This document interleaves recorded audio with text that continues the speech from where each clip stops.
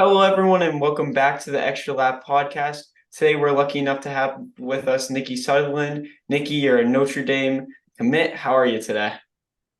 Good. How are you? I'm doing great. So, Nicki, you've raced the 800 and the mile in a lot of big races, such as New Balance Nationals. How's the recovery process going from doing two big races at one big meet?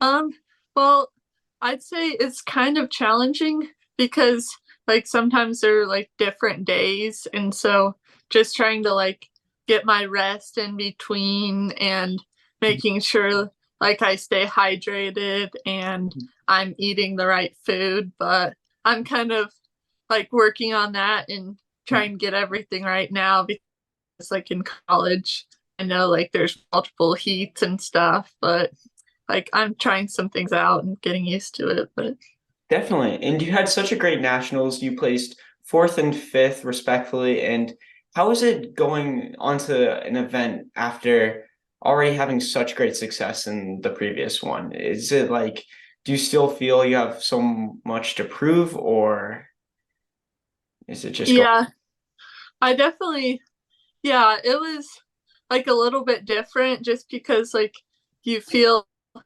like so excited after the one race. And Mhm. so I take some time that night and celebrate Yeah, the good race that I had, and then kind of right before I go to bed, kind of focus on the mhm. next race ahead and make sure I'm still getting enough sleep and everything and preparing just the same as I was for the other race. So I'm ready to go again in the morning. Definitely. And is it kind of a big relief just stepping onto the line for the second time? Or is it just you're still have the nerves built up or Yeah, it's definitely it's great just to get to the race and just know that you're there again. And it's kind of fun to do two races because then you have a chance to get another all American performance. Definitely. And you've had the great opportunity to do nationals in a lot of different seasons. So how is it just working and building up base and then just going so late in the season and trying to peak at the right moment? Um, well, I'd say I just kind of the last year was kind of my first year doing nationals, and so I was kind of trying to figure some things out still, but I kind of start my training a little bit later than I would normally, just so instead of peaking at state, I'm peaking a couple weeks later at nationals, and so just kind of like starting my training and doing workouts a little bit later than I would normally. So I'm still ready at nationals and I'm ready to run my fastest then. Yeah, so you have your best ready to go for the bigger meets. And Yeah. well, you're about to run a big race at nationals. What are you going to listen to? What's going to pump you up and get you ready to go? Um, well, I usually don't always listen to music before. I kind of prefer quiet just to think about my race. But if I were to choose a song, it would be Champion by Carrie Underwood. There you go.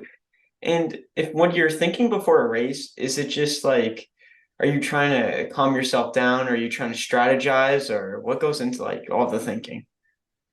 It's kind of more strategizing and Mhm.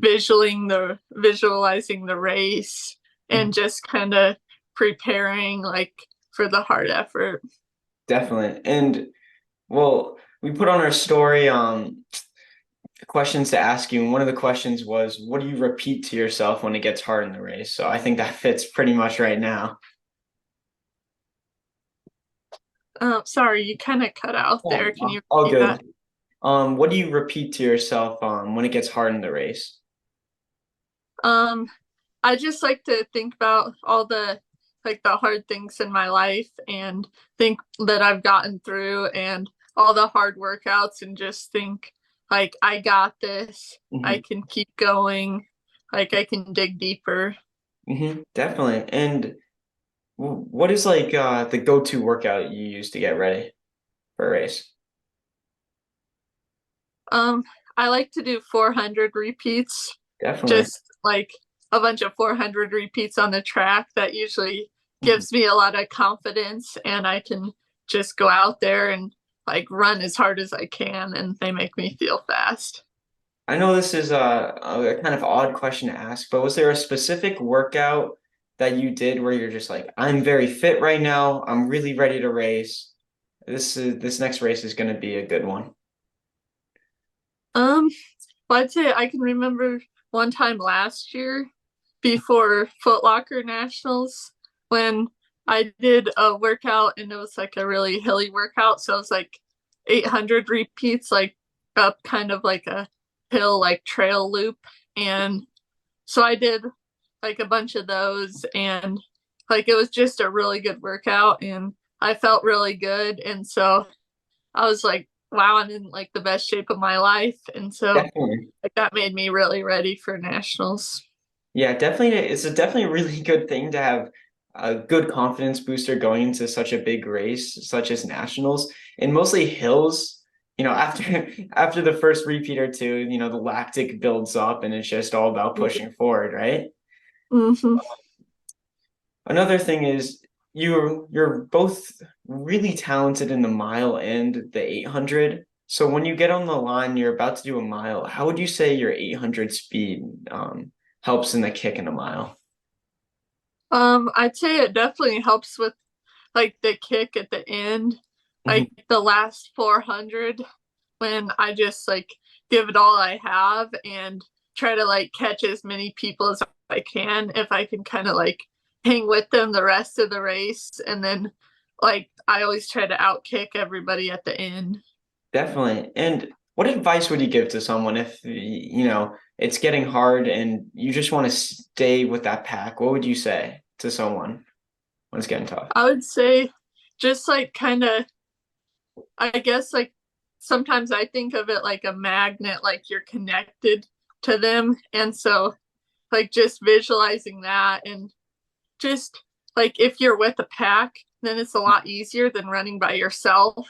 And Definitely. so if you stay with them, then they're gonna help like keep you like motivated and just keep your eyes on them and Mhm. just try to stay with them because they're gonna help you like get the fast time. Definitely. And as cross country comes to a close and you have two big an indoor and outdoor track seasons approaching, what are your goals coming up? Um, I'd say like just get all American Mhm. and I just want to get on the podium and improve my times from last year. I know nationals is always very competitive and so I'm just gonna look to do better than I did last year and if I do that, I think I should have a strong finish and make it to all American. Definitely. And what do you like better, indoor or outdoor? I'd say outdoor just All right. because it's less laps and less Mhm. counting. Exactly. I did the 3K a little bit ago and it's 15 laps and I lose track 2 laps and it's awful. Yeah. Yeah, So I need a outdoor counter. definitely has its beauty in that. And so as I said, we put it on the story for people to ask you some questions and they came through as always. So one person asked, who else was recruiting you outside of Notre Dame? Um, well, I had a lot of different colleges, but I had four that I went on official visits to. Mhm. And so I visited the University of Virginia, University of Oregon, University of Michigan, and then my last visit was Notre Dame. Definitely. And my family's a Notre Dame family. Like I swear every chair we set up has the Irish logo on it. So was it just something that spoke out to you to go to Notre Dame? What was the big difference maker in that decision? Um, well, I'd say ever since I was like younger, Mhm. I've it's always been a dream of mine to go to Notre Dame. Mhm. Like when I think I was like 6, and I found out that their mascot was the leprechauns. And so I don't know why, but I was kind of obsessed with leprechauns. And so I've kind of like liked them ever since. But then like this year, just like knowing that I could like actually make that a reality to go Mhm. there. And then when I visited campus and met the team and the coaches and everything, like I really just liked it there. And it's not too far away from home. And so I like that too. Definitely. It must have just been so surreal, mostly growing up and always having a dream to attend it and just having that option. I, Yeah. was it just, it must have been just a wow moment when you, Yeah, it definitely was. and another question was it a combination of strength in both the academic and athletic for Notre Dame to attend? Yeah, definitely. Definitely, yeah. Notre Dame's such a good academic school. Like, Hmm. it's crazy good at academics. And another question was, how do you go about running an 800? Everyone has a little bit of a different strategy going into it, but what's your go-to? Um, I'd say like I don't always have like a big strategy or anything. I just kind of run it, but I usually like I'd say my second lap might be, well, it depends. So if I'm racing it, usually like my first lap is like a little bit faster, and then my second lap, I'm just kind of trying to like hold on. But it's Mhm. definitely like a challenging race because it kind of feels like you're sprinting the whole thing, but I just try to like give it all I have at the end and kind of try to hang on and like hold my spot.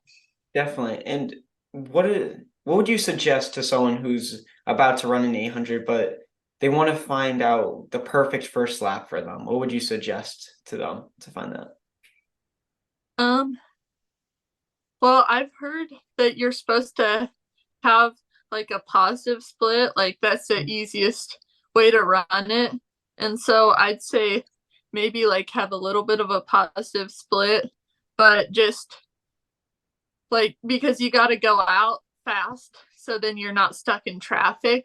And Hmm. so I think that's really important. And then the last lap, just give it So, everything you have and get across the line. yeah, all gas on the last lap. And you're also just such a great miler. So, in my opinion, at least, the hardest lap is the third lap, I would say. What do you think the hardest lap would be?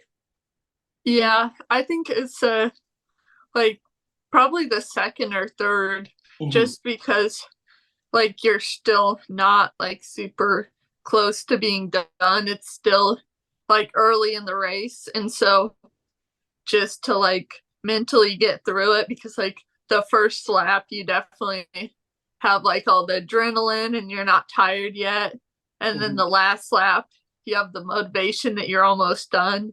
And Hmm. so it's kind of the middle laps where you really have to keep going and like stay in it mentally. And yeah, I think it's definitely the middle laps, Hmm. but I think it's probably different for everybody maybe. Definitely. How do you keep focus during a race? It's so easy in a race to just lose focus on the goal on sight, but how do you keep your focus? I just try to like remember my goal the whole time and focus on the people in front of me and staying with them and not letting myself give up or back down. Definitely. And how do you suggest to someone who wants to get speed for the last lap of the mile or for an 800 or any race in that? How would you suggest someone gets speed? Um, I'd say just do like I think for doing 400 repeats Hmm. really helps like get speed and like sharpen like your natural speed and stuff. And so I'd say just throwing in some 400 repeat workouts throughout the season and like some like repeats that are a little bit shorter where you can just go as fast as you can. Hmm. Like I think that really helps build your speed. Definitely. And Nikki, you've had such a great career. Was there any point thus far where you just realize you're an elite runner? Like, when did you realize this is what you are, an elite runner? Um, well, I'd say when I really like knew that I could like have a future in running was in seventh grade when I was at the middle school state meet Hmm. and I wasn't expected to win it, but then Hmm. I passed the girl at the end and I won it and it was just such a great feeling and I just really kind of knew that I was like, wow, I'm kind of good at this. Like, Yeah. I need to keep it up. And so Mhm. ever since then, I've kind of thought about that, and that's helped push me. Definitely. And if you were not to be a runner, what sport do you think you would do? Um, I think maybe figure skating. I Really? think, yeah, it's always looked like super fun. And Hmm. when I was in preschool, I always wanted to be a figure skater, but there was never any skating lessons that I could get to because they were at the same time as my preschool. So Hmm. I'd probably try to pursue that. Definitely. That's really cool. And what hobbies do you have outside of running?